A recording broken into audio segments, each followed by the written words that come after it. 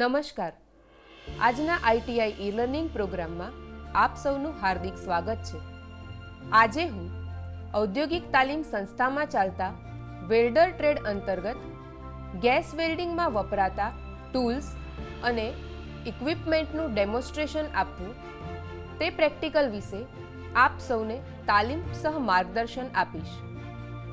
Gas વેલ્ડિંગમાં વપરાતા tools અને ઇક્વિપમેન્ટ્સમાં મુખ્યત્વે સૌપ્રથમ આપણે ઓક્સિજન ગેસ સિલિન્ડર વિશે જાણીશું. આ ગેસ સિલિન્ડર એ કાળા રંગની સ્ટીલની બોટલ છે, જેની કેપેસિટી 7 મીટર ક્યુબ જેટલી હોય છે. તેના વાલ્વને ફિટ કરવાના સોકેટમાં રાઇટ હેન્ડ થ્રેડ આપવામાં આવે છે.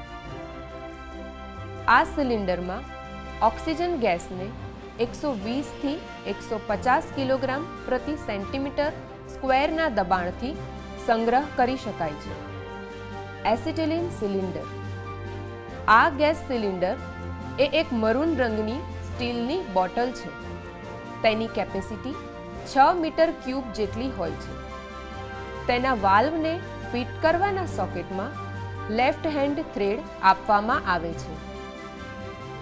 તેમાં ઓગાળેલી અવસ્થામાં એસિટિલિનને 15 થી 16 કિલોગ્રામ પ્રતિ સેન્ટીમીટર સ્ક્વેરના દબાણે સંગ્રહ કરવામાં આવે છે. આ સિલિન્ડરમાં કોલસા તથા એસ્બેસ્ટોસના ભૂકાને એસિટિલિન યુક્ત કરીને ભરવામાં આવે છે. ઓક્સિજન માટેના પ્રેશર રેગ્યુલેટર. ઓક્સિજનને સિલિન્ડર પ્રેશરમાંથી વર્કિંગ પ્રેશરમાં ફેરવીને બ્લો પાઇપ સુધી પહોંચાડવા માટે પ્રેશર રેગ્યુલેટરનો ઉપયોગ થાય છે.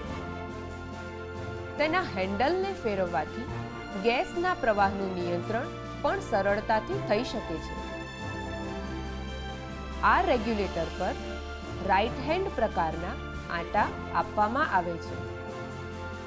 તેના પર 2 પ્રેશર ગેજ લગાવવામાં આવે છે, જે પૈકી એક ગેજ સિલિન્ડરનું પ્રેશર દર્શાવે છે, જ્યારે બીજો ગેજ વર્કિંગ પ્રેશર દર્શાવે છે. એસિટિલિન માટેના પ્રેશર રેગ્યુલેટર. આ રેગ્યુલેટરનું કાર્ય સિલિન્ડરમાંના એસિટિલિનના પ્રેશરને વર્કિંગ પ્રેશરમાં ફેરવીને બ્લો પાઇપ સુધી અચળ દળે પહોંચાડવાનું છે. તેમાં લેફ્ટ હેન્ડ પ્રકારના આંટા પાડેલા હોય છે. તેના પર પણ 2 ગેજ લગાવેલા હોય છે, જે પૈકી એક સિલિન્ડર પ્રેશર અને બીજો વર્કિંગ પ્રેશર દર્શાવે છે. Rubber hose pipe. આ હોઝને મજબૂત કેનવાસ રબરમાંથી બનાવવામાં આવે છે, જે સારી ફ્લેક્સિબિલિટી ધરાવે છે. ઓક્સિજનની લાઇન માટેની હોઝ પાઇપ કાળા રંગની અને એસિટિલિનની લાઇન માટેની હોઝ પાઇપ મરૂન રંગની હોય છે. રબરની હોઝ પાઇપ ગેસને રેગ્યુલેટરમાંથી બ્લો પાઇપ સુધી પહોંચાડવાનું કાર્ય કરે છે. રેગ્યુલેટર માટેના હોઝ પાઇપના કનેક્શન. આ એક કનેક્ટિંગ યુનિયન છે, જે રબર હોઝને રેગ્યુલેટર સાથે જોડે છે. ઓક્સિજન કનેક્શનને રાઇટ હેન્ડ થ્રેડ આપવામાં આવે છે. એસિટિલિનની રબર હોઝ કનેક્શન માટે વપરાતી નટની સપાટી પર એક નોચ આપવામાં આવે છે, જેને કટ માર્કનું નિશાન પણ કહેવામાં આવે છે. બ્લો પાઇપ માટે હોઝ પાઇપના કનેક્શન. તેનો આકાર પણ કનેક્ટિંગ યુનિયન જેવો હોય છે. તેમાં એક નોન રિટર્ન ડિસ્ક લગાવવામાં આવે છે, જેના લીધે ફ્લેશબેક તથા બેકફાયર અટકાવી શકાય છે. તેનો ઉપયોગ રબર હોઝ પાઇપને બ્લો પાઇપ સાથે લગાવવા માટે થાય છે. ઓક્સિજન કનેક્શનને રાઇટ હેન્ડ તથા એસિટિલિન કનેક્શનને લેફ્ટ હેન્ડ પ્રકારના આંટા અપાય છે. Blow pipe set. આ સેટમાં ઓક્સિજન અને એસિટિલિન ગેસ માટેના ઇનલેટ કનેક્શન હોય છે. તેને પકડવા માટે એક હેન્ડલ આપવામાં આવે છે. તેમાં ઓક્સિજન અને એસિટિલિન ગેસને નિયંત્રણ કરવા માટેના વાલ્વ, ગેસનું મિશ્રણ કરવા માટે ચેમ્બર અને નોઝલ સાથેની એક નેક પાઇપ હોય છે. તેનો ઉપયોગ બંને ગેસનું મિશ્રણ કરીને તેને નિયંત્રિત કરી જરૂરી ઓક્સી એસિટિલિનની જ્યોત મેળવવા માટે થાય છે.